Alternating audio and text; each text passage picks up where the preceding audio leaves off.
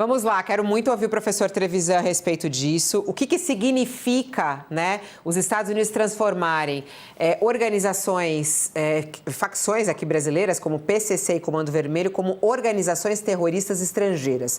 O que isso traz de poder aos Estados Unidos sobre o Brasil? E mais, é possível o governo brasileiro frear isso ou não? Olha, eu acho que é melhor a gente prestar atenção no alerta da Mariana sobre a dificuldade, apesar de toda a habilidade de diplomacia profissional do chanceler Mauro Vieira e da proximidade, vamos deixar isso bem destacado, do Mauro Vieira com o chanceler americano Marco Rubio, como adiantou a Mariana, isso está muito difícil. Sabe, eu temo que a Mariana tenha trazido aquilo que já é uma decisão de Estado americana, né? Por isso mesmo que ela frisou sobre o caminho estabelecido, Congresso e publicação, né? Em outras palavras, há uma institucionalização nos Estados Unidos, no poder americano, sobre o Brasil de um modo diferente. Nós não tínhamos isso. Nós não tínhamos essa proximidade com México, com Colômbia, com Peru, com grupos, ou com Venezuela no trem de Aragua, né? Isso nos dá um tom maior, isso nos dá um tom diferente, não é? O país é visto de um outro modo.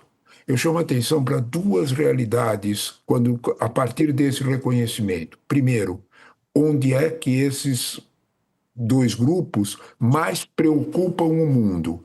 Não é no Rio de Janeiro, é na Amazônia. A questão central está aí, né?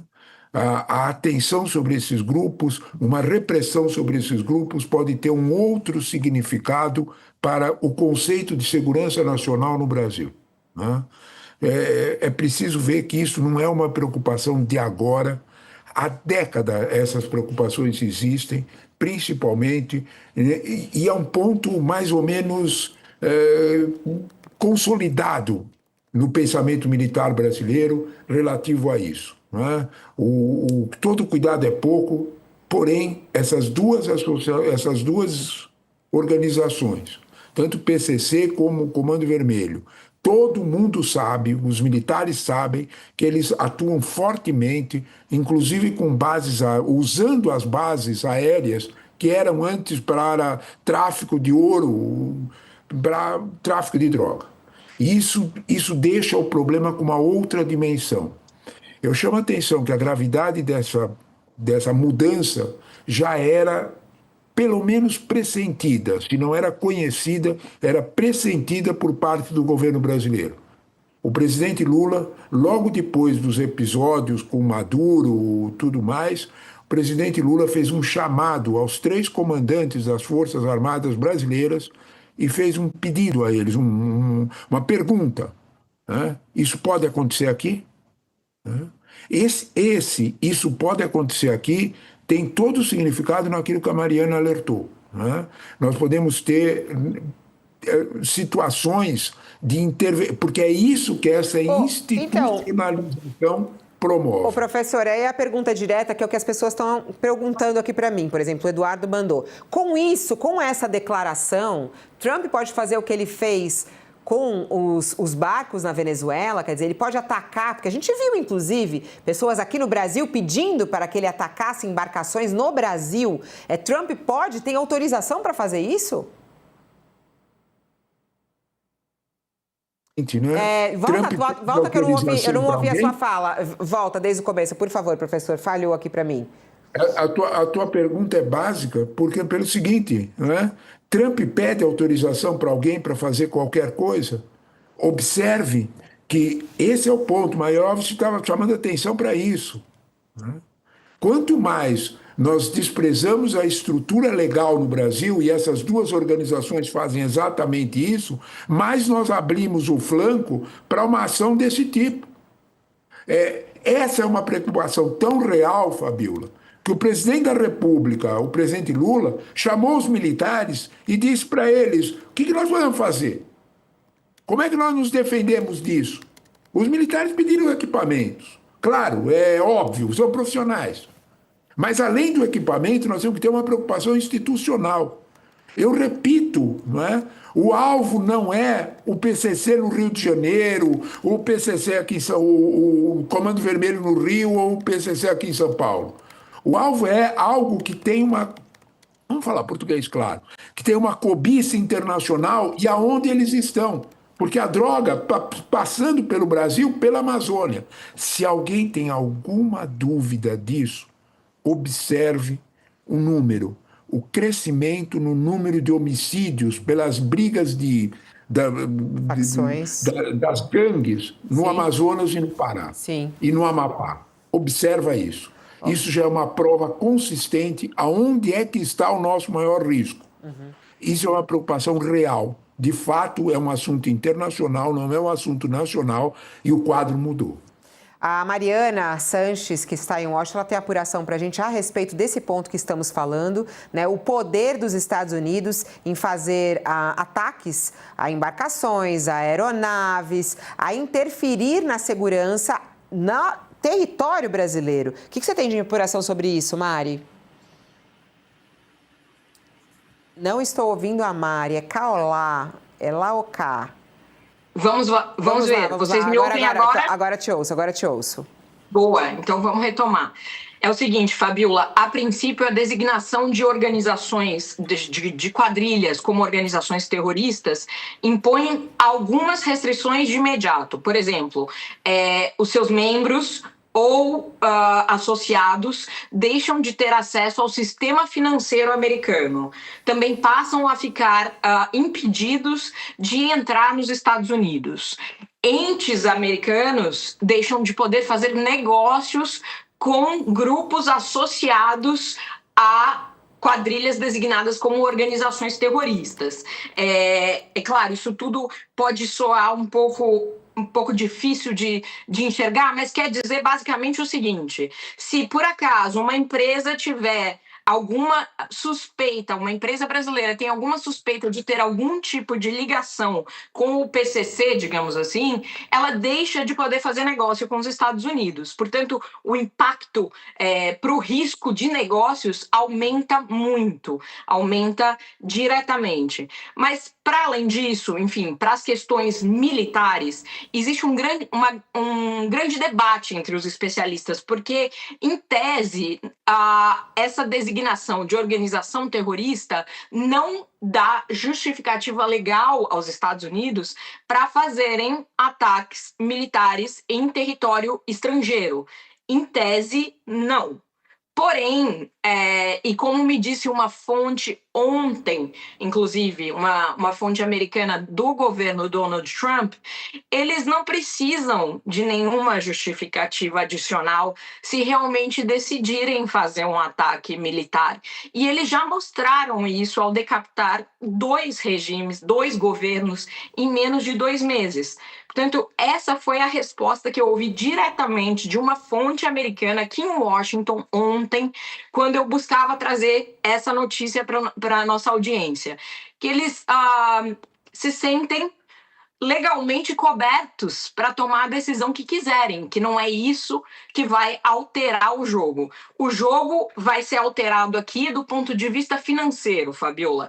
E no México a gente percebe que sim, as empresas têm feito um certo cálculo de risco de investimento no país. Isso pode afugentar investimento, por exemplo, de empresas multinacionais que não querem se ver diante do risco de ser sancionada pelo Tesouro americano.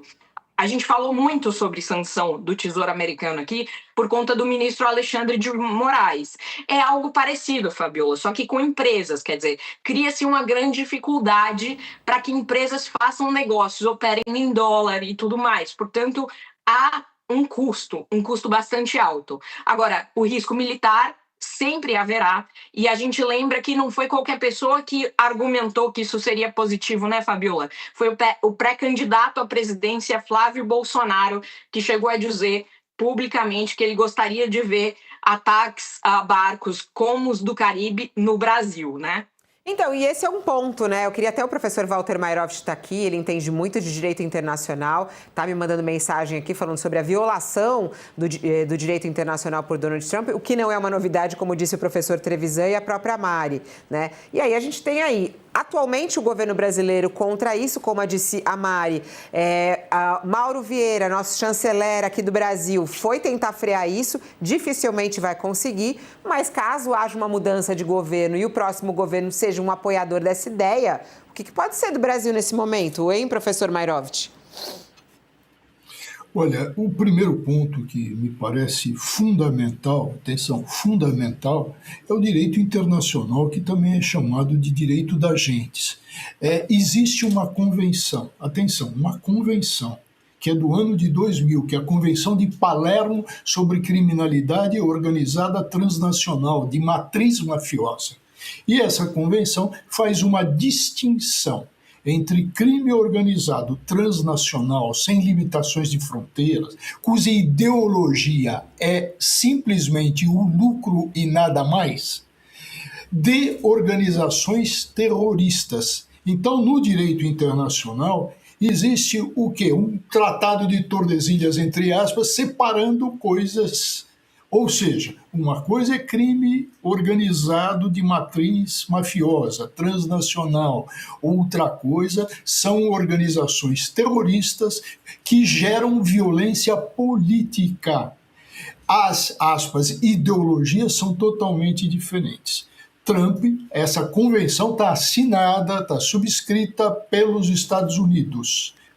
Isso é importante. Então, o que o Trump faz? O Trump, de repente, rasga a convenção e acho que ele deve ter lido o que escreveu esse deputado Derrite, que fez essa confusão e quis jogar o Brasil nisso.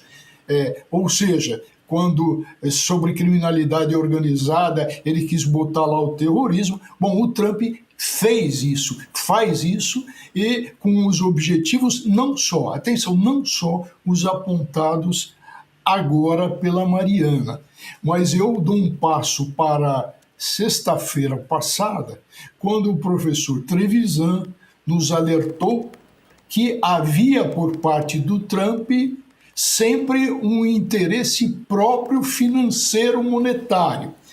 Eu verifiquei, depois que ele falou isso, eu gravei bem, e por coincidência no final de semana os jornais americanos, especialmente o New York Times, e mais do que isso, os jornais europeus, eu cito o Corriere della Sera, o jornal italiano, mostram, quando analisam por que ele atacou o Irã, mostram também a possibilidade de interesse financeiro, de interesse da própria família, mostram como ele recebeu o avião no Catar, como as empresas, como a Arábia Saudita investe nas empresas familiares dele, exatamente como nos colocou o professor Trevisan. Então, mostra isso. E se a gente, agora de novo, o professor Trevisan, pensar em Amazônia, veja, que interesse existe? Existe um interesse fabuloso, né, com relação a tudo isso. Então, resumindo, direito internacional, Trump mete na lata do lixo, porque direito internacional se faz uma distinção de coisas diferentes, evidentemente, para tratamentos diferentes. Professor Walter Mairovich, obrigada pela sua contribuição hoje aqui. Um beijo e até quarta-feira. Tchau, até. Até. Até logo. O Josias tem perguntas. Obrigada, professor. O Josias tem pergunta para o professor Leonardo Trevisan, que está conosco hoje aqui. Vai lá, Josias. Eu queria perguntar ao professor Trevisan, nós estamos tendo uma mudança de cenário em relação ao relacionamento do Lula com o Trump, né? Há uma perspectiva de um novo encontro entre os dois, seria em março, aparentemente vai ser adiado. Está agora o Mauro Vieira discutindo com o Marco Rubio a pauta desse encontro. Aí entra este assunto, que não é novo, mas o interesse contemporâneo dos Estados Unidos em ressuscitar isso é novíssimo, né? O que eu lhe pergunto, professor, é se acha que já dá para dizer que pode entornar o caldo daquela química que o Trump dizia existir em relação ao Lula, a partir da posição do Brasil contrária ao que está sendo feito pelos Estados Unidos em parceria com Israel lá no Irã, e agora a aversão do Brasil também a esse tema, a classificação de quadrilhas de narcotráfico como organizações terroristas. Acha que isso pode entornar o caldo desse relacionamento que vinha num bom ambiente? Josias, eu gosto especialmente de algumas expressões suas. Eu acho que você encontrou a palavra exata. O caldo está entornando, tá saindo da medida, né? O que talvez a gente tenha que olhar é o que está acontecendo aqui no Brasil e entender a sequência dos fatos, né? Josias, eu não entendi, né? Para quem está querendo se aproximar, para quem está querendo manter o noivado, né? Ele falou mal do pai da moça, né?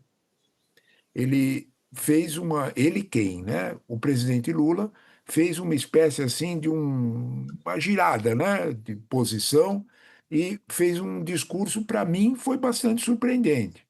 O Itamaraty mantinha um silêncio diplomático em tudo que acontecia no Irã, porque não nos convinha qualquer comentário. O presidente Lula, numa situação específica, né, ele fez um comentário bastante duro em relação aos ataques americanos no Irã e à posição no Irã, né? Olha, isso para mim significou uma rodada de posição, uma virada de posição. O troco americano veio rápido, Josias, você tem toda a razão. Domingo passado, né, houve um encontro internacional entre Isso.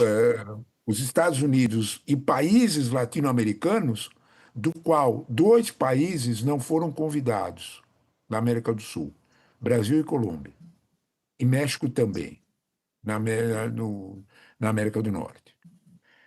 Por quê? Era um encontro exatamente para discutir conceitos de segurança hemisférica, envolvendo exatamente tráfico de droga. O Brasil não foi convidado. Isso me chamou atenção, isso foi um sinal forte. É a expressão que você usou, o caldo está me entornando.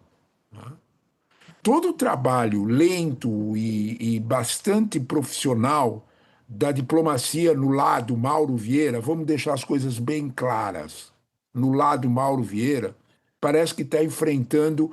Vamos falar português mais claro, né? Parece que os ouvidos do presidente Lula não estão só para Mauro Vieira.